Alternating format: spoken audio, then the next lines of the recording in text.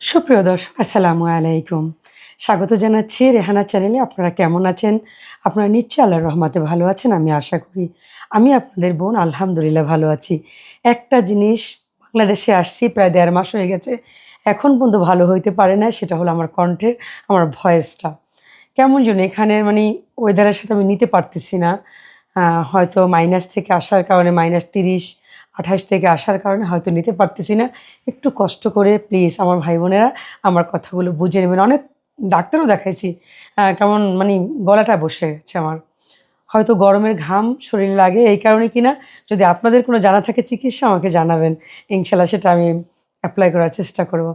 যাই হোক, আজকের কথা বলব খুবই দরকারি। যারা শুরু করছেন অনেক ধন্যবাদ আপনাদেরকে। ১ম থেকে শেষ পর্যন্ত প্লিজ ভিডিওটা দেখবেন। অনেক কিছু এই বোনটার কাছে জানতে পারবেন।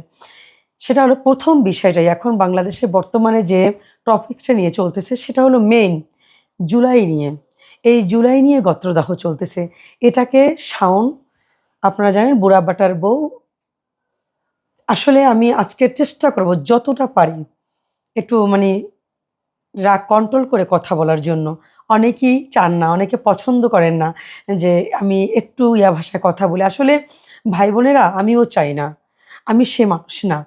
কিন্তু জুলাই নিয়ে কেউ কোনো কথা বলে না, রক্তটা গরম হয়ে যায়। কারণ ওখানে রক্ত দিয়েছি নিজের শরীরের। এজন্য রক্ত গরম হয়ে যায়। দেশের জন্য, দেশের জন্য অনেক কথা শুনি, অনেক হুমকির মুখে থাকি। অনেকে বলেন, "আপু বাড়ির ঠিকানা বলেন, এটা বলেন, সেটা বলেন, ওটা দেখতে চান।"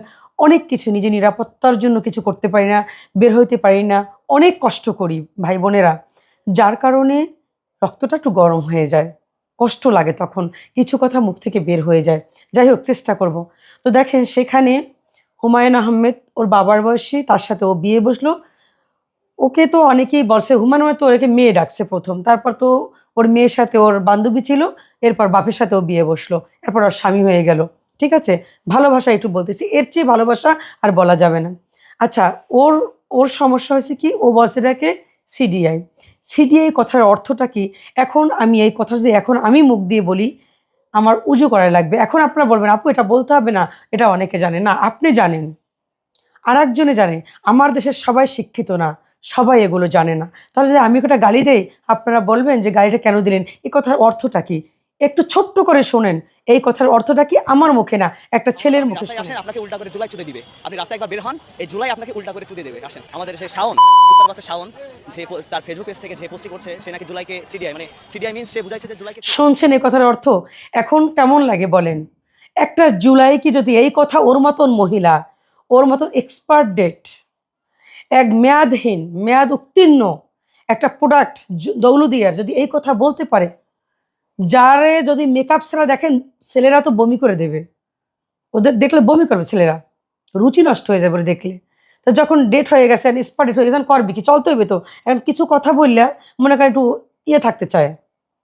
বুঝেন না? একটু ভাইরাল হইতে চায় যে কিছু একটা কথা বলি। নাহলে আমারও তো গুনে ধরে না। আমি তো এমনিই বুড়ি ধুরি। আমার তো এমনি চেহারা ভালো না। হুমায়ূন আহমেদ তো ব্ল্যাকমেইল করে বিয়ে বসছে। সবকিছু পাওয়ার জন্য এই বুড়িটায়। হ্যাঁ? এই যে এই দৌলতদিয়ার নেত্রী, সভানেত্রী তো দৌলতদিয়ার। আপনারা জানেন কিনা জানি না। আমি আজকে বলে দিলাম। শুনছেন এই কথার অর্থটা কি? তাহলে ও এই কাজটা ও করবে কিভাবে? ও কি পুরুষ? ওর কি এটা আছে? ও এই কথা বলল কিভাবে? এখন ও যদি এই কথা বলতে পারে, আমরা বলে সমস্যা কি বলেন? এখন হয়তো বলবেন যে ওদেরকে নিয়ে আসলে ওদের মতো রুচি, এই যে ফারজানা কোন খানের কোন মাগি-টাগি এগুলো আছে, এদের নাম নিলে তো উজু করা লাগবে। এদের কথা তো আমার সাথে যায় না। কিন্তু ভাইরে, যখন আমার দেশটারে নিয়ে কথা বলবে, জুলাই স্তম্ভ বানিয়ে সেখানে জুতা পিটা করে। দেখছেন না? দেখছেন? না দেখলে দেখেনই।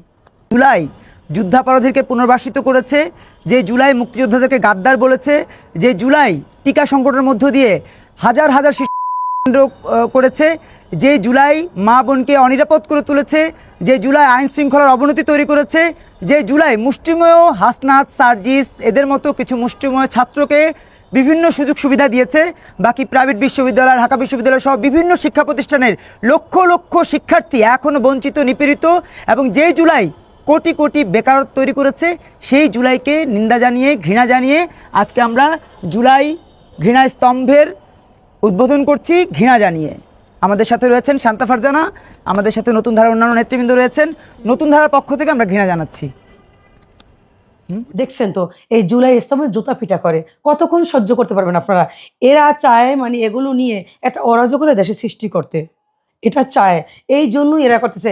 আমি একটা কথা বলি, জুলাই দিয়েই আজকের আমাদের জনাব তারেক রহমান সাহেব দেশে আসতে পারছে, তার মায়ের মৃত্যুর পরে ভালো জানাজা হইতে পারছে, যেভাবেই হোক তাকে বিদেশে নেওয়া হয়েছিল, সব কিছু হয়েছে, তার মায়ের মুখটা সে দেখতে পারছে, জীবিত মুখটা সে দেখতে পারছিল, কিন্তু বিদেশে যাওয়ার পর জুলাই না হলে সে দেখতে পারতো না, জুলাই না হলে সে প্রধানমন্ত্রী হতে পারতো না। আমি তার কাছে আমি আকুল আবেদন করি, আমি একজন জুলাই যোদ্ধা হিসেবে, একজন মাঠের রক্ত দেওয়া একজন যোদ্ধা হিসেবে আমি আকুল আবেদন করি, আপনি ওরে বিচার করেন, না হয় দেখবেন মব কাকে বলে, কত প্রকার কি আমরা বুঝিয়ে দেব, কিন্তু কত প্রকার কাকে বলে বুঝিয়ে দেব, কিন্তু আমরা ওর শরীরে চামড়া ছাড়া, ওই হাড্ডি ছাড়া কিছু থাকবে না, কিচ্ছু থাকবে না ওর শরীরে।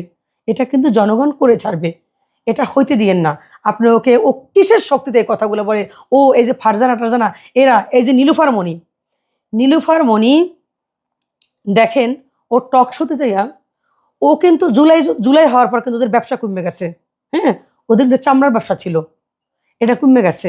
ওরা তো সব আওয়ামী লীগের লাগে, এই যে ওরে তো নমিনি দেয় নাই, লাস্টে ও এখন যে এই যে মনে করতো জনগণের ভোট তার হয়নি, হয়েছে সংরক্ষিত আসনে গেছে এই বুড়া মহিলাটা, ওখানে গেছে।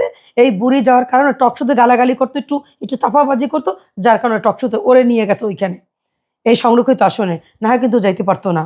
এখন মুখ তো চালাইতে হইবে ও, কারণ জুলাই হওয়ার পর তো ব্যবসা বন্ধ হয়ে গেছে।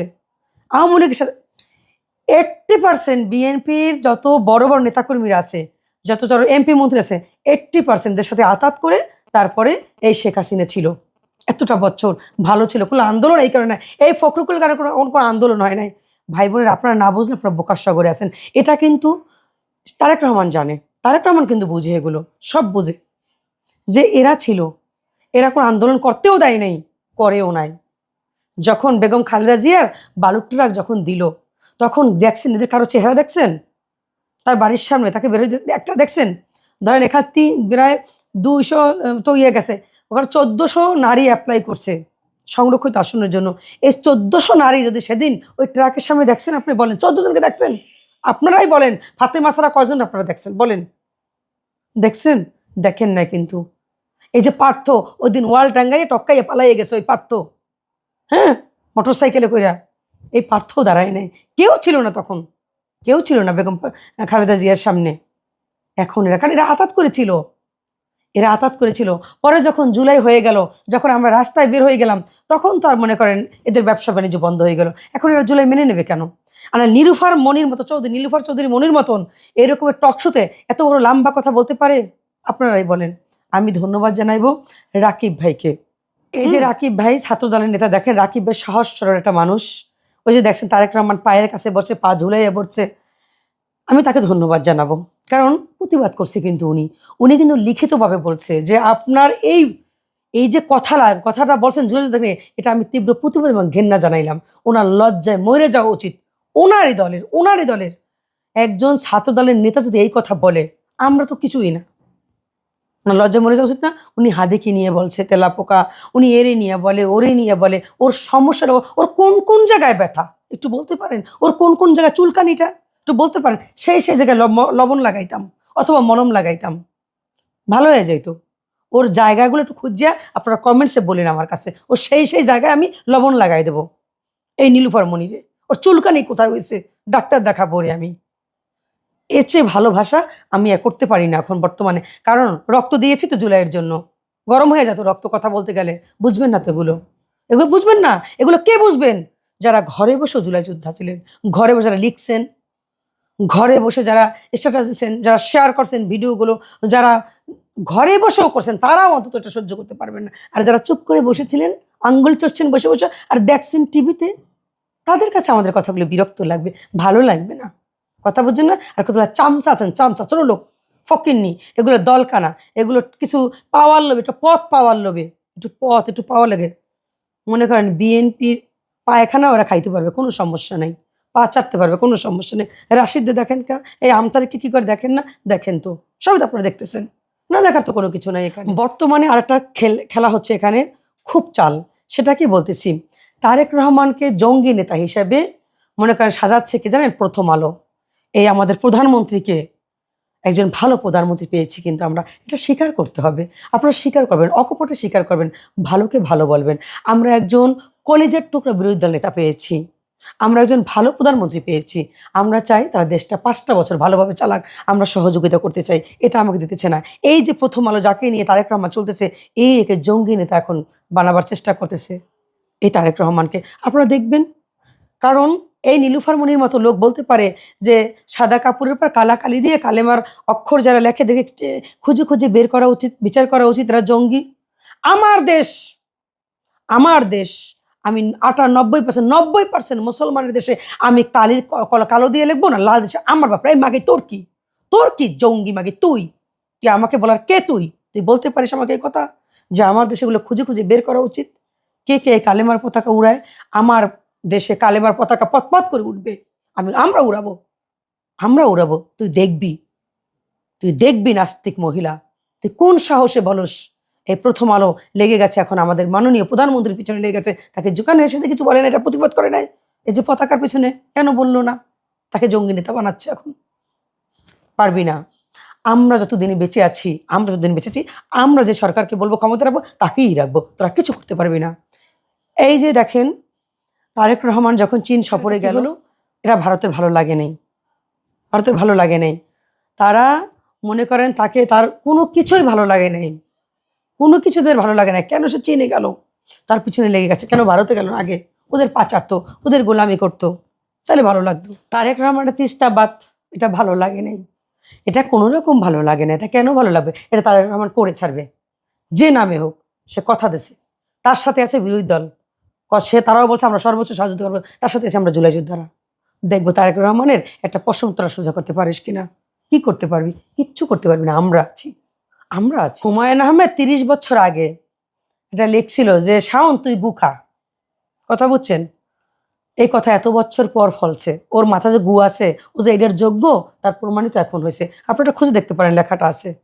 হুমায়ুন আহমেদ বলছিল এই এই এই এই এই এই বস্তির মেয়েটারে, ও বস্তির মেয়ের আরো ভালো হচ্ছে। ওরে বলছিল দৌলদিয়ার নেত্রীর চেয়ে ভালো, তো দৌলদিয়ার নেত্রীও ওরে বলছিল। এই এই এই হুমায়ুন আহমেদ, বুঝছেন? এই কথাটা সে বলছিল। আপনারা দেখেন, ওরা শুধু শুধু বলে না, সেটা ফলছে, এতদিন পরে ফলছে। আপার জুলাই নিয়ে গাত্রদাহ হচ্ছে, আপা শুধু উস্কানি দিচ্ছে কোনটা কি করবে। কারণ আপা তো দেশে নাই।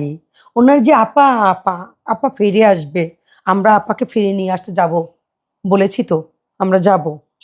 সমস্যা কি? এয়ারপোর্টে যাব, সবাই যাব আমরা। আপা আসে না কেন? ধরে রাখছে কেন? আপা পালাইছে কেন? এখন আপা তো নাই, গাত্রদাহ হচ্ছে, এই জন্য উস্কানি দেশে দেশেটা অরাজকতা সৃষ্টি করার জন্য। ওরে যে যেখানে পাবেন সালামি দিবেন। আমি আমার ভাইদের, কলিজার ভাই বোনদেরকে বলছি, এই শাওন রে, ফারজানা রে, এইগুলা, এই মাগিগুলারে, এই এই দৌলদিয়ার মাগিগুলারে, সাহাবাইগুলারে যেখানে পাবেন গোসল করাবেন, ওদেরকে গোসল করাবেন। বুঝতে পারছেন আমি কি বলছি? ওদেরকে সুন্দর করে আতর গোলাপ চন্দন দিয়ে ওদেরকে গোসল করাবেন। এটা আপনাদের প্রতি আমার অনুরোধ, এটা অনুরোধ। ওদেরকে গোসল করাবেন, ঠিক আছে? পরিষ্কার করবেন, একদম গোসল করাই দেবেন ওদেরকে। এটা যেন মাথায় থাকে। হাসনাত আব্দুল্লাহ বসুন্ধরা গ্রুপে নিয়ে কিছু কথা বলছে, এই কারণে তার নামে 3 দিনে 99টা কন্টেন্ট তৈরি করছে। কত বড় বড় একজন লোক, চিন্তা করেন তাহলে। হাসনাত আব্দুল্লাহ, এবার চিনছ তোর বাপেরে? চিনছস?